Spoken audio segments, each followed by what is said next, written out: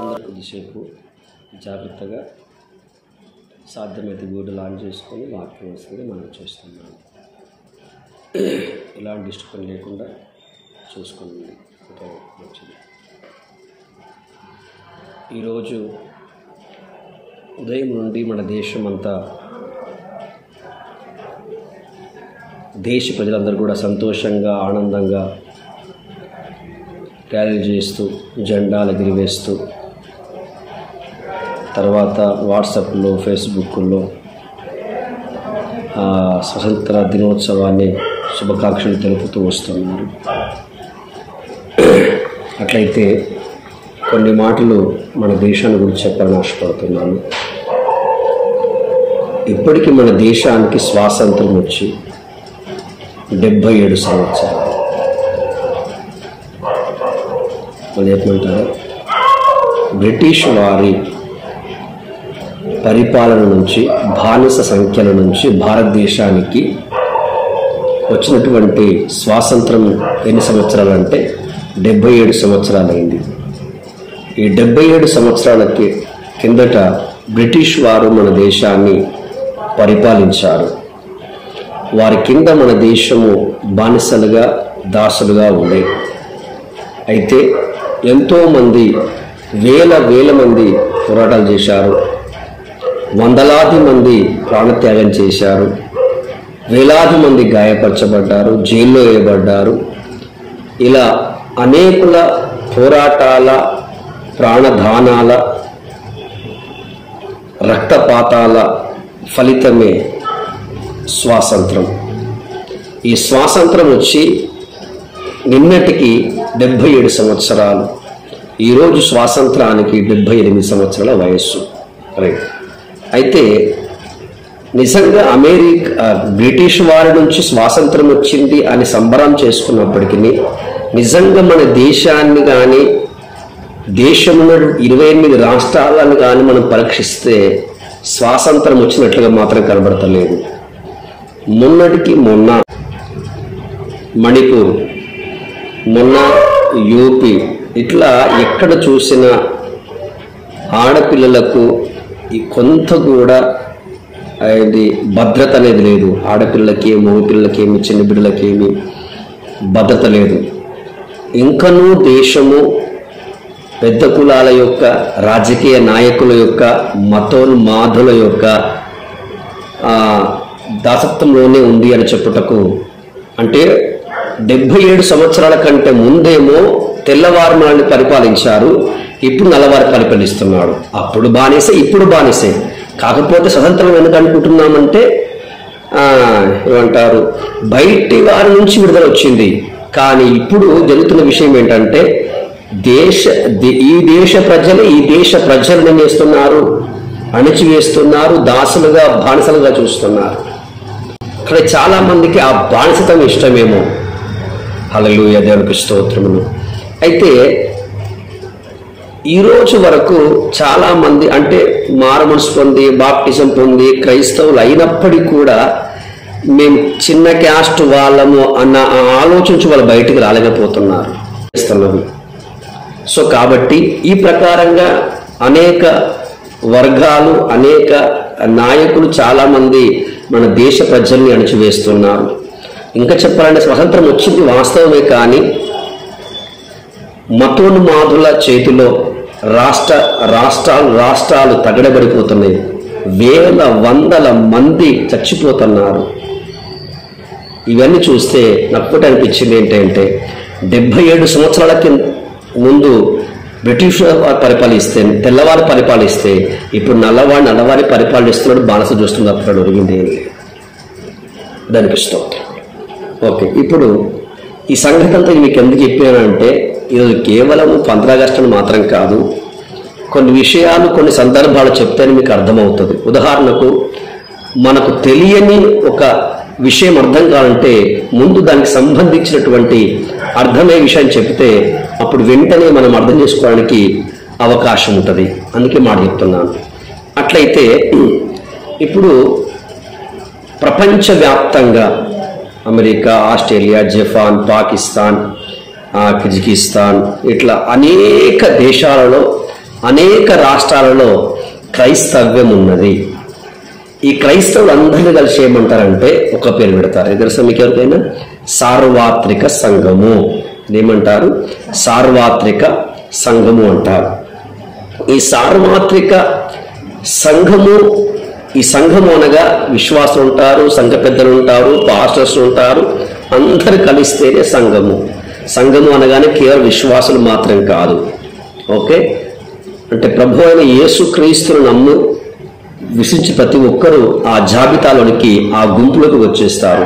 వీరందరినీ కలిసి ఏమంటారంటే సార్వత్రిక సంఘము అంటారు. ఇప్పుడు ఈ సార్వత్రిక సంఘము ఏదైతే ఉందో ఇది ఒక హైదరాబాద్లోనో, ఖమ్మంలోనో, కాజుపేటలోనో, మిర్యాలగూడలోనో, అసన్పర్తిలోనో, మైపత్తూరులోనో కాదు, మొత్తం ప్రపంచవ్యాప్తంగా ఉన్నటువంటి క్రైస్తవులందరినీ కలిపి ఏమంటారంటే సార్వత్రిక సంఘం అని పిలుస్తారు. అట్లయితే నేడు మళ్ళీ చెప్తున్నాను, సంఘము అనగానే మారుమనసు లేని వారు కాదు, బాప్టిజం లేని వారు కాదు, బల్లాలో పాల్పంపులు పొందని వారు కాదు. అవన్నీ వాళ్ళను ఎవరైతే మారుమనసు పొంది బాప్టిజం పొంది దాని తర్వాత బలలో పాల్పంపు పొందుతూ సహవాసములో క్రీస్తు కలిసి నడుస్తున్నారో వారిని మాత్రమే సార్వత్రిక సంఘం లెక్కలోకి వస్తారు. Okay, right. ఆ సంఘం ఎంతమంది అనేది ఎవరు కూడా మనము అంచనా వేయలేదు. అది ఎవరు కూడా, అది పరిశుద్ధాత్మకి దేవుని తప్ప ప్రపంచంలో ఎవ్వరు కూడా ఇంతమంది క్రైస్తవులు ఉన్నారని ఎవ్వరికి తెలియదు. అంచనా వేసిన తప్పుడే అది. రైట్, ఇంతవరకు కదా. అట్లయితే ఇప్పుడు ఈ సంఘము అంటే కేవలము ఇప్పుడు ఈ సార్వత్రిక సంఘం ఏమనుకుంటుందంటే మేము విడుదల పొందినాము, మేము స్వాతంత్రులమైనాము అనగా ఒకప్పుడు మేము పాపానికి బానిసగా ఉండే, ఇప్పుడు బానిస కాదు. ఒకప్పుడు కులానికి బానిసగా ఉండే, ఇప్పుడు బానిస కాదు. ఒకప్పుడు ఆచరణకు బానిసగా ఉండే, ఇప్పుడు కాదు. ఒకప్పుడు శరీరాశలకు నేత్రాశలకు మేము బానిస అయి ఉండే, ఇప్పుడు మేము బానిసలు కాదు. మేము ఇప్పుడు స్వతంత్రం అయ్యాము అన్నొక భ్రమలో నేడు సార్వత్రిక సంఘము నివసిస్తూ ఉంది. అయితే ఇందాక నేను చెప్పినట్లుగా మనము మన దేశాన్ని ఖచ్చితంగా ప్రేమించు వారమై ఉండాలి. మళ్ళీ చెప్పమంటారా? మనము దేశాన్ని ప్రేమించు వారమై ఉండాలి. అంటే భక్తి చేయవారని చెప్పట్లేదు, దేశాన్ని ప్రేమించే వారమే ఉండాలి ఖచ్చితంగా. అంటే నిజమైన క్రైస్తవుడు దేశాన్ని ప్రేమిస్తాడు. ఓకే, దేశం అంటే ఏంటి మీకు అందరికి బాగా తెలుసు. మట్టే మనుషుల దేశం అంటే మట్టి కాదు, మనుషులు. దేశం అంటే మట్టి కాదు, మనుషులు. సో కాబట్టి మనం దేశాన్ని ప్రేమిస్తున్నామంటే దేశంలో ఉన్నటువంటి ప్రజలను ప్రేమిస్తున్నాము. అట్లయితే ఉదాహరణకు ఎస్తేరు ముర్దకై సంగతులు మీకు తెలుసు. ఈ ఎస్తేరు ముర్దకైలు తమ దేశాన్ని ప్రేమించారు కాబట్టే ముర్దకై తన దేశ ప్రజలకు మరణ శాసనం వచ్చినప్పుడు, మరణ దండన వచ్చినప్పుడు, కీడు వచ్చినప్పుడు మరీ బట్టలు చించేసి గోనెపట్ట కట్టుకొని బుడదయు దుమ్మును తలపై పోసుకొని పిచ్చివాడి వలె అరుస్తూ ప్రార్థించిన మహానుభావుడు ముర్దకై. ఆ తర్వాత ఎస్తేరు తన ప్రాణానికి త్యజించి తను సుఖపడడానికి, ఎంజాయ్ చేయడానికి అనేక వసతులు ఆమెకున్నప్పటికీ వారన్నిటిని పక్కకు పెట్టి ఆమెయు ఆయన పనికత్తులు 3 రాత్రులు పగలు ఉపవాసం ఉండి వారు కన్నీళ్లు గార్చి ప్రార్థించి ఆ తర్వాత ఆమె రాజు ముందుకు వెళ్ళింది. దీని గల కారణం ఏంటి అంటే ముర్దకై ఎస్తేరు దేశమును ప్రేమించువారై ఉన్నారు. అందుకే ముర్దకై ఎస్తేరు ఆ దేశ ప్రజలను ప్రేమించారు గనుక వారికి ఉన్నటువంటి మరణ శాసనం నుంచి వారిని విమోచించడానికి, వారిని విడిపించడానికి ఇద్దరు చాలా పట్టుదలతో ప్రార్థించారు, ప్రభువుని వేడుకున్నారు, చివరికి జయాన్ని కూడా పొందుకున్నారు. దానికి స్తోత్రములు. ఇంకో మాట చెప్తాను, మనం ఎవరినైతే ఎక్కువగా ప్రేమిస్తామో వారి కోసం ఖచ్చితంగా మానక ప్రార్థిస్తాం. అవునన్నవారు హల్లెలూయా చెప్పండి ఒకసారి. నిజమే కాదు? ఎవరైతే మనం ఎవరినైతే ప్రేమిస్తామో వారి కోసం ఎక్కువగా మనం ప్రార్థిస్తాం. అట్లయితే ఇప్పుడు మనం మన దేశం కోసం ముర్దకై వలె ఎస్తేరు వలె విజ్ఞాపన ప్రార్థన చెయ్యాలి అంటే ఖచ్చితంగా దేశమిడల భక్తి కాదు చెప్పేది నేను. భక్తున్నవాడు ఏం చేస్తాడు? పొగుడుతాడు. కానీ ప్రేమ ఉన్నవాడు ఆ దేశ ప్రజల క్షేమం కొరకు, రక్షణ కొరకు తాను ఏదో ఒక మంచి పని చేస్తూనే ఉంటాడు. హల్లెలూయా. సో కాబట్టి మనమందరం దేవుణ్ణి ప్రేమించాలి. ఎందుకంటే మనము దేశాన్ని ప్రేమిస్తేనే దేశ క్షేమం కోసము, దేశ ప్రజల రక్షణ కోసము, వారిని పట్టి పీడిస్తున్నటువంటి పాపం యొక్క, మరణం యొక్క బంధకాల నుంచి వారిని విడుదల పొందడానికి మనం ఎస్తేరు వాళ్ళే ముద్దకై వెళ్ళి ప్రార్థిస్తాం. కానీ మనం దేశాన్ని ప్రేమించకపోతే మన దేశానికి ఏమీయో చేయలేము. హల్లెలూయా. సరే, మంచిది. మళ్ళీ ఇప్పుడు నేను వాక్యంలోకి వస్తున్నా. అట్లయితే ఒకప్పుడు మన దేశము అంటే 77 సంవత్సరాల కంటే ముందు బ్రిటిష్ వారి చేతుల కింద మగ్గినట్లుగా మన శరీరము, మన ప్రాణము, మన ఆత్మ, మన కుటుంబాలు, మన సంసారాలను కూడా పాపం యొక్క, సాతాను యొక్క, కులం యొక్క, ఆచారాల యొక్క ఇలాంటి అనేకమైన వాటికి మనం బానిసలమై బతుకుతూ కొనసాగిస్తూ ఉండే. కానీ ఇలాంటి అనేకమైనటువంటి వాటి నుంచి దేవుడు, దేవుని వాక్యము, దేవుని ఆత్మలని స్వతంత్రులుగా చేసింది. దాని కొరకు కొన్ని మాటలు మనం చదువుదాము. యోహాను సువార్త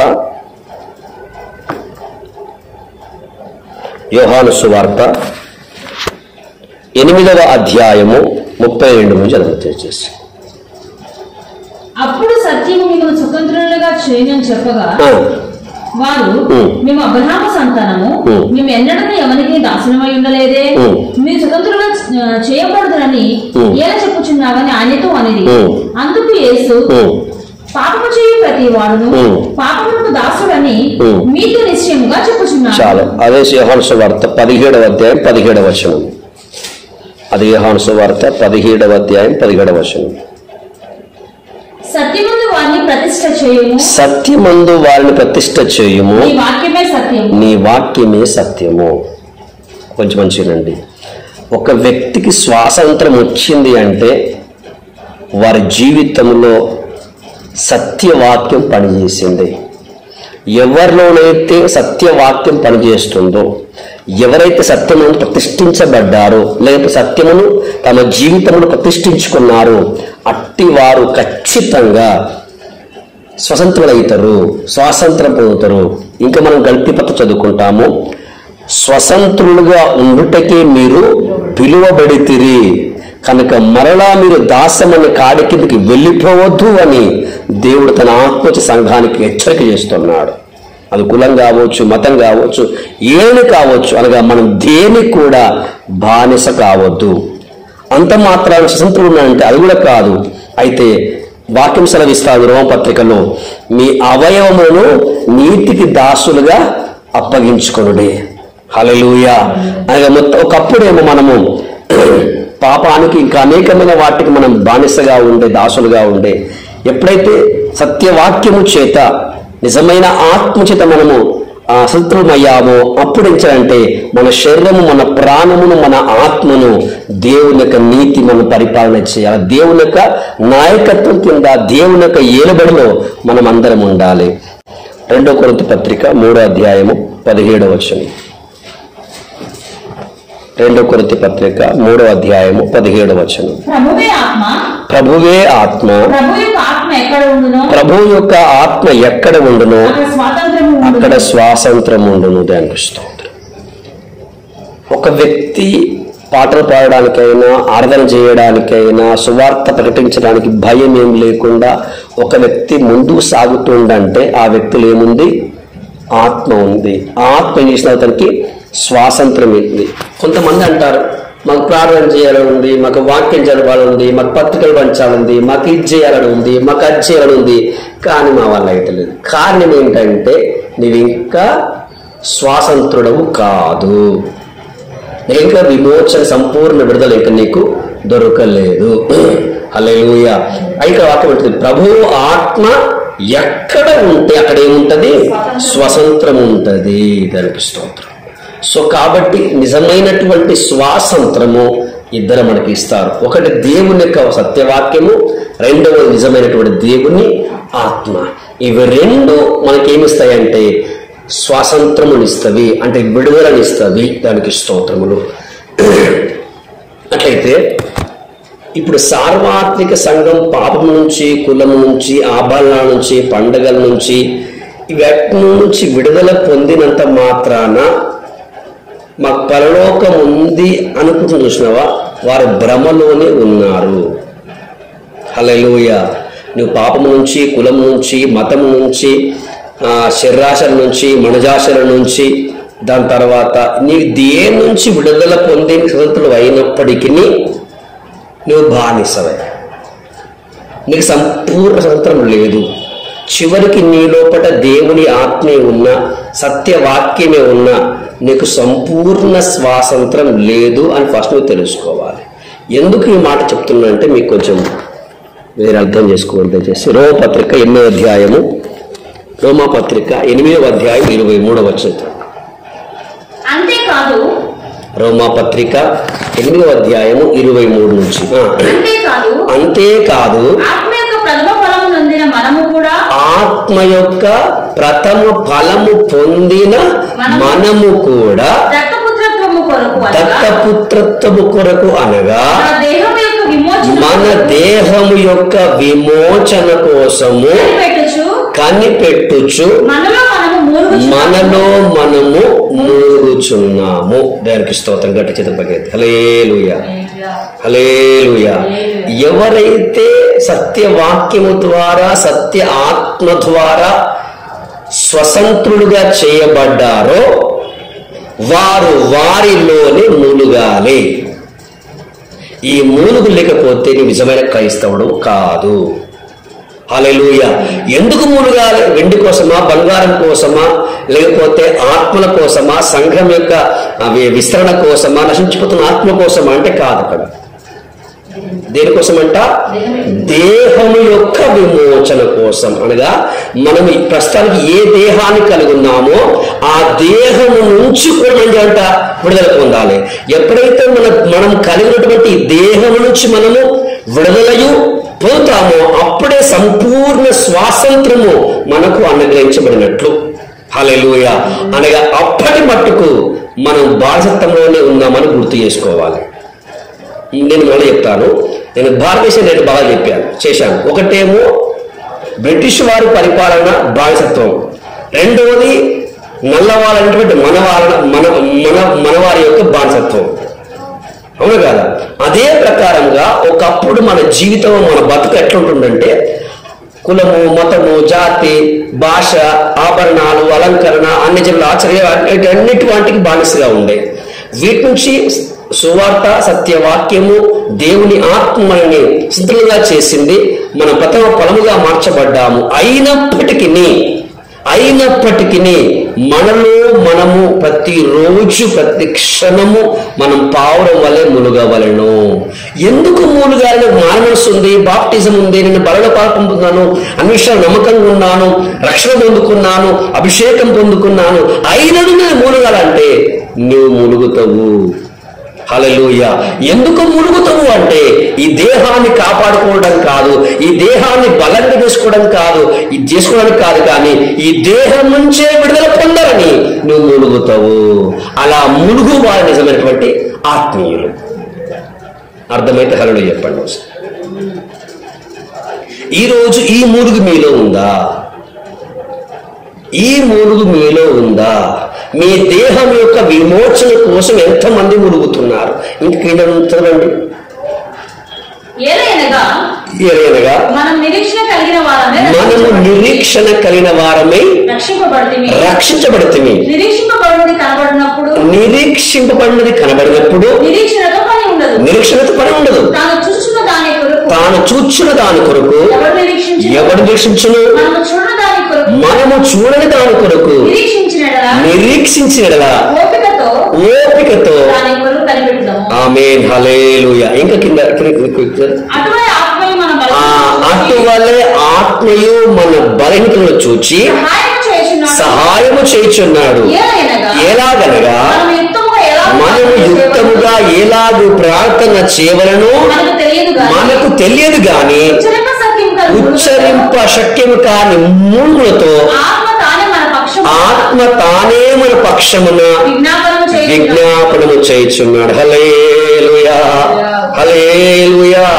ఇప్పుడు అర్థమైందా? ఎవరిలోనైతే నిజమైన ఆత్మ ఉందో వారు మూలుగుతారు, వారు నిరీక్షణ కలిగి ఉంటారు.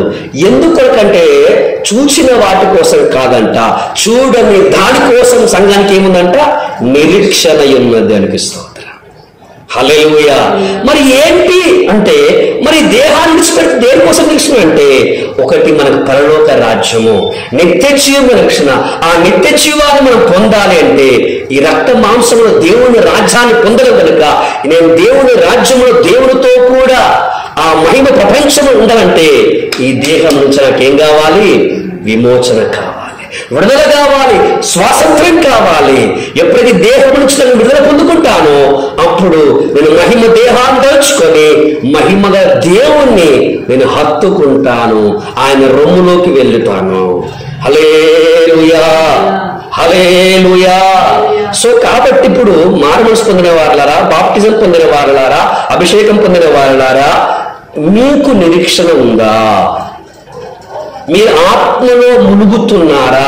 దేనికోసం? అప్పులు పోవడానికి కాదు, రోగాలు పోవడానికి కాదు, మీ దేహం యొక్క విమోచన కోసం ఉన్నటువంటి ఒక ములుగు మనం కలిగి ఉండాలని పరిశుద్ధాత్మ దేవుడు పౌలు గారి ద్వారా సంఘానికి హెచ్చరిక ఇస్తున్నాడు. హల్లెలూయా, హల్లెలూయా. అనగా ఇంకొకటి ఉంది ఇక్కడ, అంటే మనకు యుక్తముగా ఎలాగో ప్రార్థన చేయగలను మనకు తెలియదు. మనకు అంటే ఎవరు అక్కడ? ఇప్పుడు సపోజ్ నాకు ప్రార్థన రాదంటే మీరు ఏమనుకుంటారు? మీరు నమ్ముతారా? నాకు ప్రార్థన రాదంటే ఎవరు నమ్మరు, నాకు తెలుసు. అభిషేక్ బ్రదర్ ఉన్నాడు, ఆయనకు ప్రార్థన వచ్చు. శరత్ బ్రదర్ ఉన్నాడు, ఆయనకు ప్రార్థన వచ్చు. ఏ సంత బ్రదర్ ఆయనకు ప్రార్థన వచ్చు. ఇప్పుడు ఎవరికి? జాన్ బ్రదర్ అంటే శివ. ఇప్పుడు ఆయనకు ప్రార్థన అని నమ్ముతాం, ఎందుకంటే మొన్న కొత్తగా బాపు తీసుకోడు కనుక. Okay, right. అట్లయితే ఇప్పుడు మనకు ప్రార్థన చేయడం రాదని చెప్పేది నాలాంటి పాస్టర్ గారు కాదు. పరిశుద్ధ గ్రంథములు ఆయన రాసిన పత్రికలు 14 ఉన్నవి. ప్రభు అయిన యేసు క్రీస్తు కంటేను 12 మంది అపోస్తల కంటేను ఎక్కువగా శ్రమ పడినటువంటి వాడు, సువార్త ప్రకటించినటువంటి వాడు, జైలు ఉన్నటువంటి వాడు, దెబ్బతినటువంటి వాడు పౌలు గారు. ఆ వ్యక్తి అంటున్నాడు, పరలో 3 ఆకాశాన్ని వెళ్ళి ప్రభువును చూసినటువంటి వ్యక్తి, ప్రభు స్వరాన్ని స్పష్టంగా విన్నటువంటి వ్యక్తి, అనేక సంఘములు స్థాపించిన వ్యక్తి, ప్రభు కోసం తన ప్రాణంలో అర్పించాడు. ఆ వ్యక్తి అంటున్నాడు, మనకు ప్రార్థన చేయడం రాదు. మనం చేస్తాము, అది యుక్తమైనది కాదు. యుక్తమైన ప్రార్థన చెయ్యాలి అంటే మన లోపల పరిశుద్ధాత్మ ఉండవలసిందే. హల్లెలూయా. ఆ పరిశుద్ధాత్ముని కలిగి ఇచ్చినంట మనలో మనమేనంట మూడుగాలే. దానికి స్తోత్రం. నిన్నటి దినం అనుకుంటాను, జాంబారికి ఆరోగ్యం బాగలేదు. మేము వెళ్ళినాం, అంటే అంత మూడు లేదు, కానీ దగ్గుతా ఉన్నాడు, బాధపడుతూ ఉన్నాడు, ఇబ్బంది పెడతా ఉన్నాడు. కారణం ఏంటి? ఆ నొప్పి, ఆ దగ్గు అతన్ని ఒక రకమైనటువంటి ఇబ్బందులు తీసుకుని పోతే ఆయన తనలో తానే మునుగుతున్నాడు. వాళ్ళ భార్య కానీ, వాళ్ళ తల్లి కానీ, కొడుకు కానీ, బిడ్డలు చెప్పారు, బ్రదర్ మునుగండి, కొంచెం మునుగండి అని. మీకు జ్వరం వచ్చినట్టు తెలుస్తలేదు, కొంచెం మునుగండి అని చెప్పారు మీకు ఎవరైనా? ఎవరు చెప్పలా, కానీ మీరు ఏం చేస్తున్నారు? మీ లోపల మునుగుతున్నారు. ఎందుకు? ఆ నొప్పి, ఆ బాధ. అదే ప్రకారముగా ఎవరిలోనైతే సత్యవాక్యం ద్వారా, సత్య ఆత్మ ద్వారా విమోచన పొందిన వారై ఆ వాగ్దానము చేయబడిన పరిశుద్ధాత్మతో నింపడతారో వారి నిరీక్షణ ఉంటది. ఆ నిరీక్షణ కోసము, దేహం యొక్క విమోచన కోసము ఏం చేస్తారంట? యుక్తంగా ప్రార్థిస్తారు. అలా యుక్తంగా ప్రార్థించడము పౌలు గారికి రాదన్నప్పుడు మనకేం వచ్చింది? హల్లెలూయా. నా మాట అర్థమైందా? ఇప్పుడు కోపం వస్తుంది. ఏసంతా మీకు పాడదా అంటే పాత నాకు పడదా అంటారా అనుకోవచ్చు మీరు కదా. మీరు అన్నట్టు నాకు కూడా బాధ అవుతుంది. కానీ 14 పత్రికలు రాసి యేసు ప్రభువు కంటే 12 మంది అపోస్తలుల కంటే కూడా అత్యధికంగా శ్రమ పొంది పరిచయం చేసి ఆత్మ సంపాదించి పత్రికలు రాసినటువంటి మహానుభావుడే అభిషక్తి స్టేట్మెంట్ అంటే సంఘంతో కలిసి మాట్లాడుతున్నాడు. మీకు నాకేం కాదు, యుక్తముగా ప్రార్థించుట తెలియదు, రాదు. అలా యుక్తంగా ప్రార్థించాలంటే మనలో కూడా మునుగు ఉండాలంటే ఎల్లప్పటికీ ఏముండాలి? పరిశుద్ధాత్ముడు ఉండాలి. ఆ వ్యక్తి మనలో ఉండి విజ్ఞాపన చేస్తాడు. హల్లెలూయా. ఎప్పుడైతే ఈ పరిశుద్ధాత్మ మనలో ఉండి ములుగుతూ భాషలతో విజ్ఞాపన చేస్తాడో అప్పుడు ఈ మట్టి శరీరము మహిమ శరీరముగా మార్చబడుతున్నటువంటి ఆటంకములన్నీ తొలగిపోతాయి. హల్లెలూయా. నా మాట మీకు అర్థమైందా? ఎందుకు ఈ పరిశుద్ధాత్మ ములుగు? ఎందుకు మనలో మనం మునుగాలి అంటే, ఎందుకు పరిశుద్ధాత్మ మనలో ఉండి మునుగాలి అంటే, మనలో కొన్ని బలహీనతలు ఉన్నవి. ఆ బలహీనతలు ఆ పాపం చేస్తాయంటే నీ మట్టి దేహం మహిమ దేహంగా మార్చబడకుండా మేఘముల మీద మధ్యాకాశానికి ప్రభువును ఎదుర్కొనేందుకు ఆటంకం ఉంది కనుక ఆ బలహీనత ఏంటో, ఆ లోపం ఏంటో నీకంటే నాకంటే బావుగా ఎదుటువంటి వాడు, అంతరంగానికి కూడా ఎరిగిన వారు ఒకే ఒక్కరు పరిశుద్ధాత్మ దేవుడు. హల్లెలూయా. అతనిని మీ జీవితంలో కలిగి ఉంటే, ఆ దేవుణ్ణి మీ జీవితంలో కలిగి ఉంటే ఒక నిజమైన నిరీక్షణ ఉంటుంది. ఆ నిరీక్షణకు అడ్డుగా ఉన్నటువంటి ఈ దేహం యొక్క విమోచన కోసము మీలో మీరు మునుగుతారు. యుక్తముగా ప్రారంభించే అభిషేకము కొరకు మీరు కనిపెడతారు. అర్థమైంది అనుకుంటున్నాను. అప్పటి వరకు మనము నిజమైన స్వాతంత్రం గలవారిని కాదు. నేను కాచిపేటలో ఎక్కడ గుర్తు చేసినాను, ఇక్కడ రాయలేదు కానీ అపోస్తలుడైన పౌలు గారి గురించి చేస్తాను. అపోస్తలుడైన పౌలు మాట్లాడు, నేను క్రీస్తుతో కూడా సిలువ వేయబడ్డాను, జీవించువాడు నేను కాదు, నాలో క్రీస్తే జీవిస్తున్నాడు. పౌలు స్టేట్మెంట్ ఇచ్చారు. ఇంకో పత్రిక అంటాడు, మేము దినదినం ఏం చేస్తున్నాము, చనిపోతున్నాము, మేము దినదినము సిలువ వేయబడుతున్నాం అంటున్నాడు. మరియు నువ్వు యేసు క్రీస్తు కూడా సిలువ వేయబడినప్పుడు ఆయనతో కూడా గమనించినప్పుడు మరి ప్రతిరోజు కోసం పనికేముంది? పౌలు ఎందుకు మరణించాలి అనగా యేసు క్రీస్తు కూడా సిలువ వేయబడినప్పటికీ అతను కాకుండా క్రీస్తే ఉన్నప్పటికీ ఒక శరీరాన్ని కలిగి ఉన్నాడు.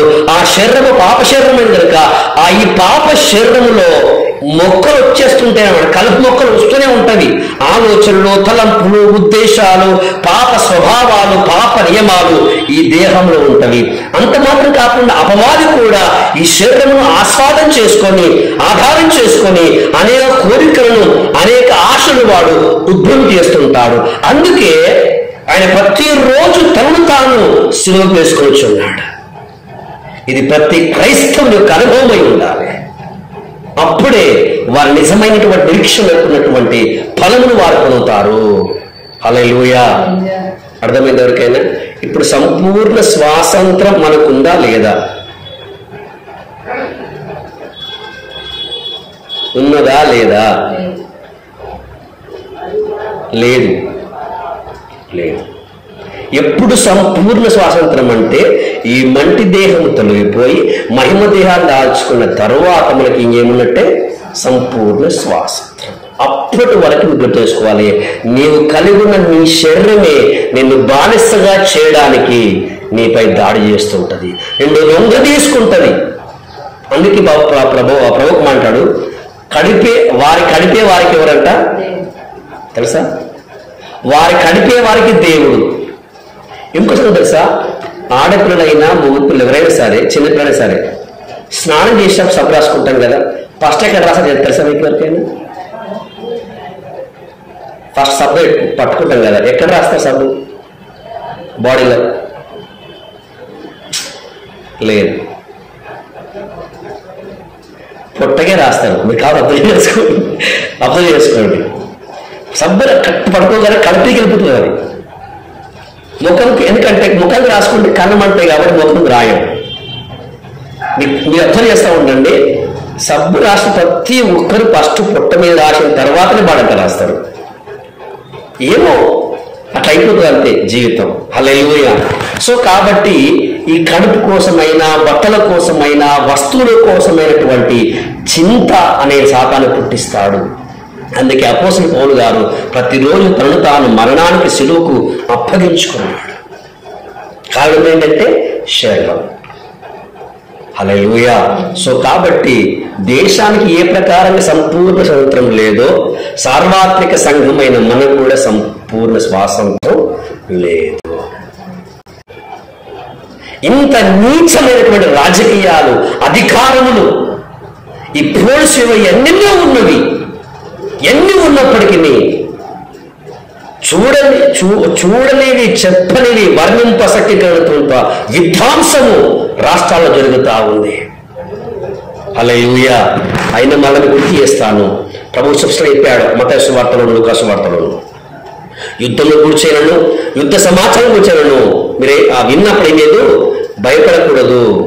ఖచ్చితంగా రాజ్యమేకి రాజ్యము, దేశము జనముకి దేశము, ఇవన్నీ వస్తుంది. అయినప్పటికీ యుగ సమాప్తి వెంటనే కలగదు. సో కాబట్టి ఇవన్నీ అనగా ఇవన్నీ కూడా ప్రభు యొక్క రాకడకు సంఘటితపడడానికి సూచనలు అని మీరు గుర్తు చేసుకొని, నేను మొట్టమొదటి చెప్పినట్లుగా ఆసక్తి విషయంలో మాంధులు కాక ఆత్మయందు తీవ్రత గలవారై ప్రభువుని సేవించండి. మద్యముతోనూ తిండితోనూ ఏ లోక సంబంధమైన వాటితో మత్తులై ఉండక ఆత్మపూరులై ఉండండి. దేవుడి మాటలు మీ విడికిడిలో దీవించలేక రండి, కళ్ళు మూసుకొని ప్రారంభిద్దాం.